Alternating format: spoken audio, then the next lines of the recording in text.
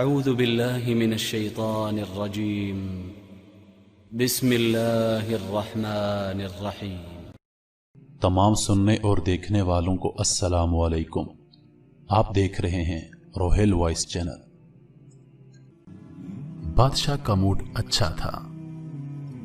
وہ نوجوان وزیر کی طرف مڑا اور مسکرا کر پوچھا، تمہاری زندگی کی سب سے بڑی خواہش کیا ہے؟ وزیر شرما گیا، اس نے منہ نیچے کر لیا۔ بادشاہ نے کہکا لگایا اور بولا، تم گھبراؤ مت، بس اپنی زندگی کی سب سے بڑی خواہش بتاؤ۔ وزیر گھٹنوں پر جھکا اور عاجزی سے بولا، حضور، آپ دنیا کی خوبصورت ترین سلطنت کے مالک ہیں۔ میں جب بھی یہ سلطنت دیکھتا ہوں تو میرے دل میں خواہش پیدا ہوتی ہے کہ اگر اس کا 10واں حصہ میرا ہوتا تو میں دنیا کا خوش نصیب ترین انسان ہوتا۔ وزیر خاموش ہو گیا۔ بادشاہ نے کہکا لگایا اور بولا، میں اگر تمہیں اپنی آدھی سلطنت دے دوں تو؟ وزیر نے گھبرا کر اوپر دیکھا اور عاجزی سے بولا، بادشاہ سلامت، یہ کیسے ممکن ہے؟ میں اتنا خوش نصیب کیسے ہو سکتا ہوں؟ بادشاہ نے فوراً سیکرٹری کو بلایا اور اسے 2 احکامات لکھنے کا حکم دیا۔ بادشاہ نے پہلے حکم کے ذریعے اپنی آدھی سلطنت نوجوان وزیر کے حوالے کرنے کا فرمان جاری کر دیا، اور دوسرے حکم میں بادشاہ نے وزیر کا سر قلم کرنے کا آرڈر دے دیا۔ وزیر دونوں احکامات پر حیران رہ گیا۔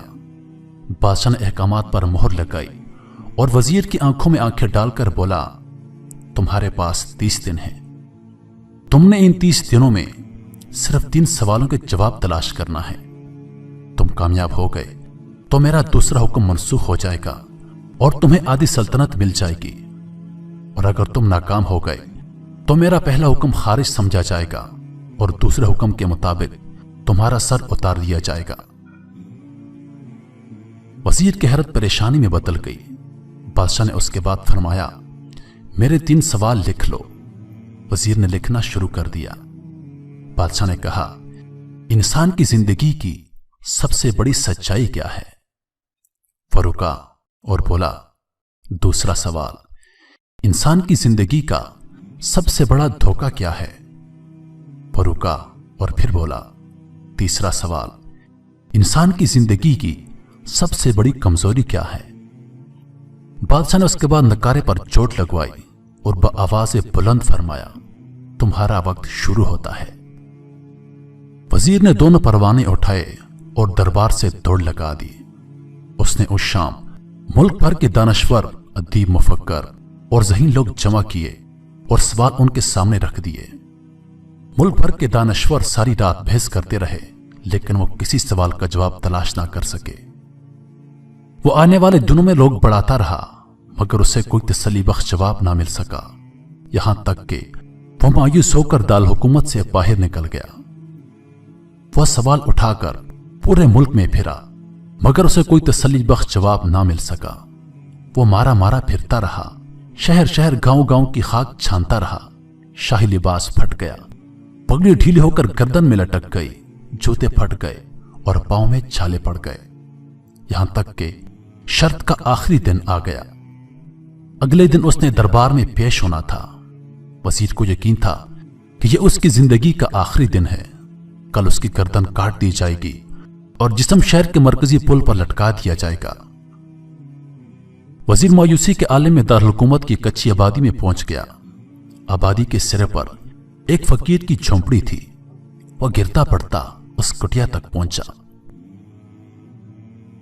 فقیر سوکھی روٹی پانی میں ڈبو کر کھا رہا تھا، ساتھ ہی دودھ کا پیالہ پڑا تھا، اور فقیر کا کتا شڑپ شڑپ کی آوازوں کے ساتھ دودھ پی رہا تھا۔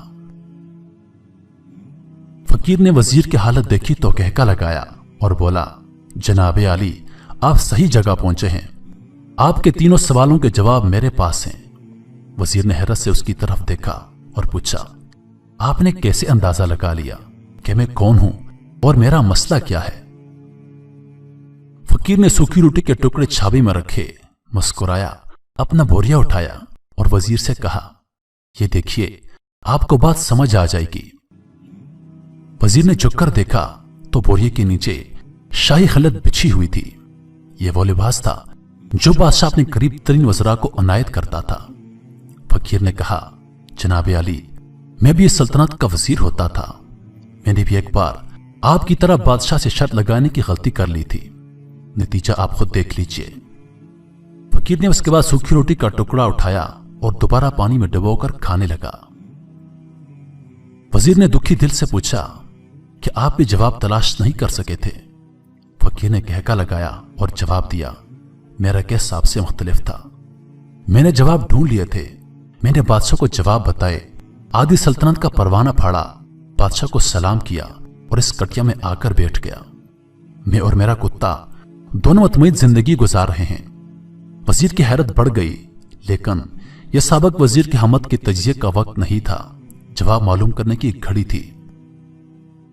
चुनांचे वो फरियादी बन गया और उसने फकीर से पूछा, क्या आप मुझे मेरे सवालों के जवाब दे सकते हैं?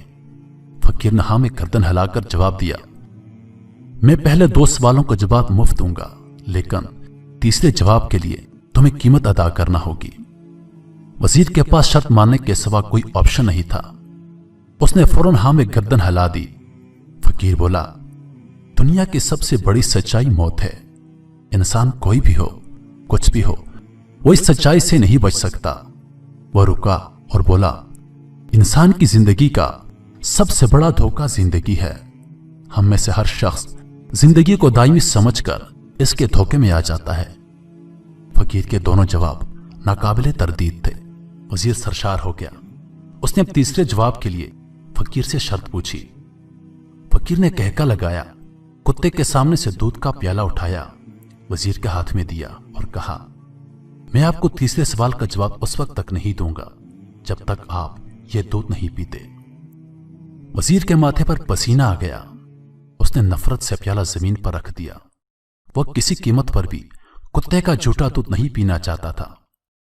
फकीर ने कंधे अचकाए और कहा कि ठीक है, तुम्हारे पास अब 2 रास्ते हैं। तुम इनकार कर दो और शाही जल्लाद तुम्हारा सर उतार दे, या फिर तुम ये आधपाव दूध पी जाओ और तुम्हारी जान भी बच जाए और तुम आदि सल्तनत के मालिक भी बन जाओ।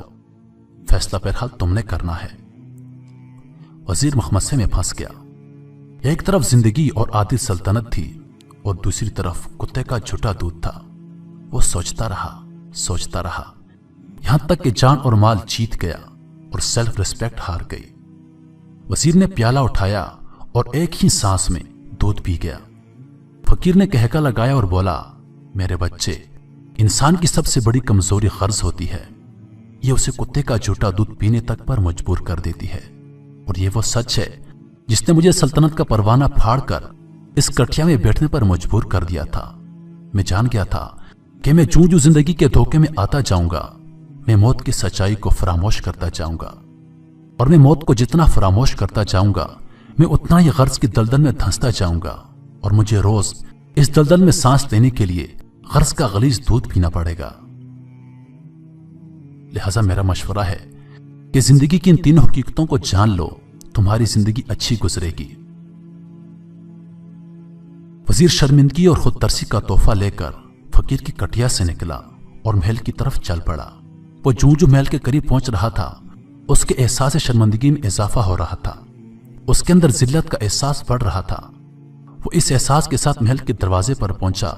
उसके सीने में खौफनाक ठेस उठी। वो घोड़े से गिरा, लंबी हिचकी ली और उसकी रूह कफ से ओंसरी से परवास कर गई। मैं उम्मीद करता हूं कि आप लोगों को इस वीडियो से एक बहुत अच्छा सबक हासिल हो गया होगा। अगली बार एक और अच्छी सी वीडियो लेकर आपकी खिदमत में हाजिर होऊंगा। तब तक के लिए खुदा हाफिज। अल्लाह पाक आप सबका हाफिज व निगहबान। अस्सलाम।